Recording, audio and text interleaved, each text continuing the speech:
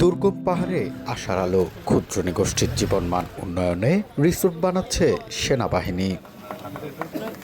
মঙ্গলবার সকালে আনুষ্ঠানিকভাবে বান্দরবানের রুমায় সুংসুং পাড়ায় আলামি তাংলা নামে রিসোর্টের ভিত্তিপ্রস্তর স্থাপন করেন ৬৯ পদাতিক ব্রিগেডের commander brigadier general S M. Rakib Ibne Rezwan. আমরা এখনো চেষ্টা চালিয়ে যাচ্ছি তাদেরকে আর্থিক সহায়তা এবং সেই সাথে যে খাদ্যশস্য সহায়তা এবং বাড়িঘর মেরামতের জন্য যে সমস্ত সহায়তা সবকিছু আমরা প্রদান করেছি। আমরা নিশ্চিত করতে চাই যে বম জনগোষ্ঠী নির্বিঘ্নে এবং শান্তিতে বসবাস করতে পারবে। বম সম্প্রদায়ের জন্য কর্মসংস্থানের ব্যবস্থা করায় খুশি স্থানীয়রা।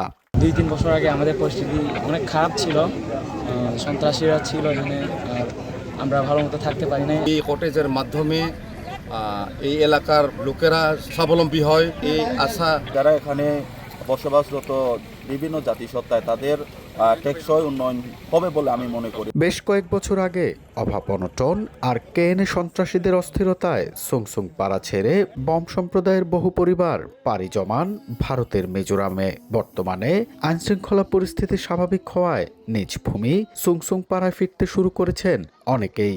বর্তমানে সুংসুং পাড়ায় বম সম্প্রদায়ের ২০২টি পরিবারের ৫০৩ জন সদস্য বসবাস করছেন। এন এ জাকির, সময় সংবাদ, বান্দরবান।